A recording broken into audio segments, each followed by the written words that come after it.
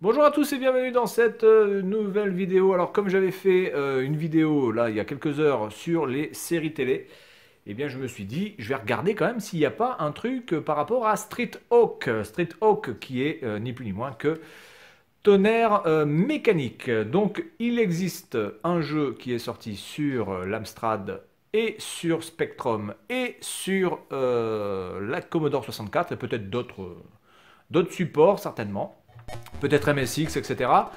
Donc on est parti. Donc à droite, ce qu'on peut voir, c'est les différentes jauges de bouclier, de turbo, de laser.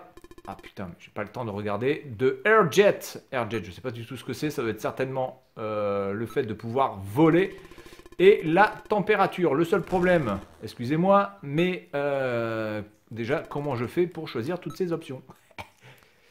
Comment je fais pour choisir toutes ces options? Ça, c'est déjà la première question. J'ai déjà le laser, on va pas trop... Putain, mais c'est vraiment...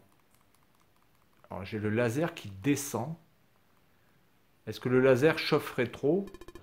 Ok. Donc, en fait, si je reste comme ça va, quoi. Ok.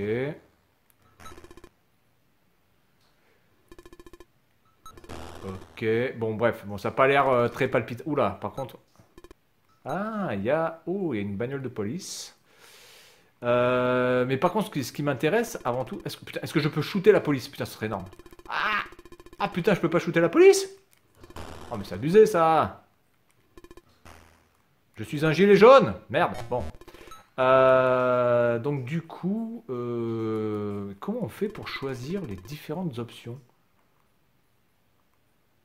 Alors il y a un scan. Bon, je sais pas vraiment si ça sert à quelque chose. Il y a un truc à droite qui ressemble à je sais pas quoi là, une sorte de nœud de papillon divisé en plusieurs segments. Non, en fait, moi, le seul truc qui m'interpelle, c'est comment on fait pour choisir Airjet et le turbo surtout. Enfin là, le turbo, je vois pas comment on peut l'utiliser, quoi. Parce que honnêtement, déjà, la moto est beaucoup trop en haut par rapport à l'écran. Il aurait fallu avoir une moto légèrement plus basse. Parce que là, évidemment... je me fais des... Ah, mais attendez, en fait, c'est la police. C'est la police qui m'arrête, en fait. Donc en fait, quand je suis touché par la police, je suis automatiquement en game over. Ok. Oh putain. Et je comprends pas ce système de laser. Donc est-ce que je suis obligé d'attendre que ça descende pour pouvoir... Je sais pas. Je n'ai aucune idée de ce qu'il faut faire. Je sais pas si c'est un jeu qui est sorti en cartouche en plus, hein, ce jeu là. Je sais pas s'il y a une notice. Parce que bon, sur l'Amstrad CPC, c'est quand même assez, voilà, c'est assez pauvre. Alors, ah, peut-être qu'il faut utiliser le clavier.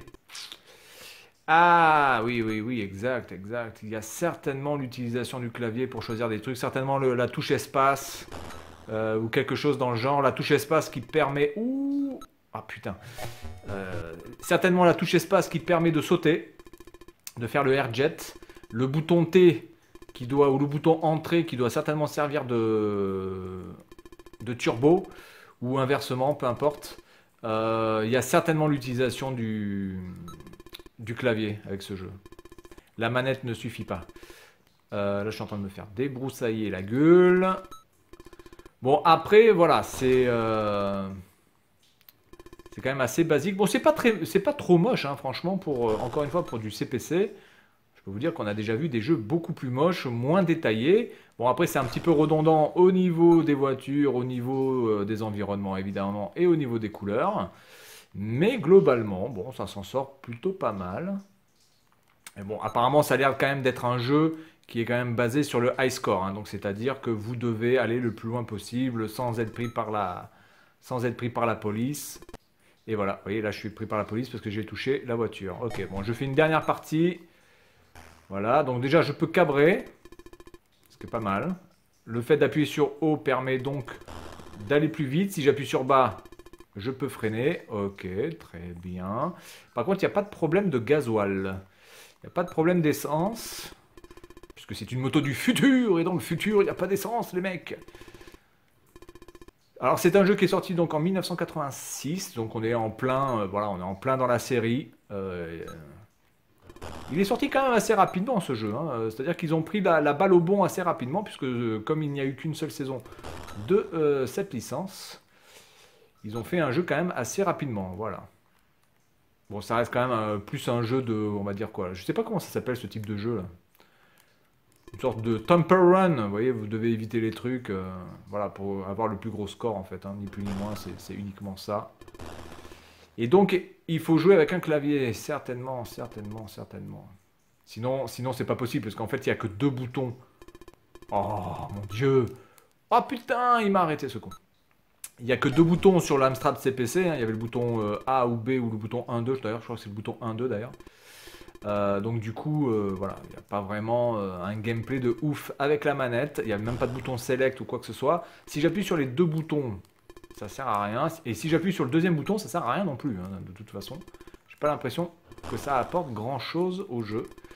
Voilà donc Street Hawk. Je vous invite à écouter l'intro de cette série qui est vraiment phénoménale. C'est vraiment dommage qu'elle soit trop courte. J'aurais tellement aimé avoir une musique entière de, allez, on va dire au moins 2 minutes, 2 minutes 30, avec cette musique assez électronique, avec une intro au début très... ça ressemble un petit peu à une sorte de guitare électrique qui aurait été faite exprès pour mimer, ou en tout cas... Ah putain, la moto qui est là. Bref, voilà, donc Street Hawk. Si vous ne connaissez pas ce jeu, eh bien écoutez, je vous invite à y jouer. En tout cas, si vous n'avez pas de clavier, ça risque d'être un petit peu tendu. Ça a l'air d'être un jeu quand même assez difficile aussi, hein, parce que évidemment quand vous utilisez le turbo, oh putain, quand vous utilisez le turbo, je comprends pas vraiment comment on peut jouer, quoi, parce que normalement la moto peut monter donc jusqu'à 500 km/h, donc c'est-à-dire 300 miles par heure, donc c'est-à-dire là 3 fois la vitesse de ça. Alors que, bon, déjà, cette vitesse-là est juste limite pour pouvoir jouer de manière à peu près correcte. Alors, j'imagine pas si vous avez un défilement qui est 3 fois plus rapide. Voilà. Ça manque un petit peu de son aussi. Par contre, vous voyez, il y a quand même l'ombre qui est portée, hein, sur le sol. Il y a eu quand même un travail à ce niveau-là. L'ombre bouge. Ce n'est pas tout le temps la même ombre. Donc ça, c'est plutôt correct. On peut quand même remercier les développeurs d'avoir pensé à ça. Voilà, après ça reste quand même un jeu basique et de toute façon c'est une série qui, voilà, qui aurait pu être tellement mieux. Oh, oh, oh, oh. Mon bouclier est bientôt fini, là j'ai... Ouh là là, je me décale. Je vais essayer de finir. Oh putain de bordel de... Et voilà, la police qui vient me choper. Voilà, donc c'est tout pour cette vidéo concernant Street Hawk. Et puis moi je vous dis à la prochaine, salut à tous.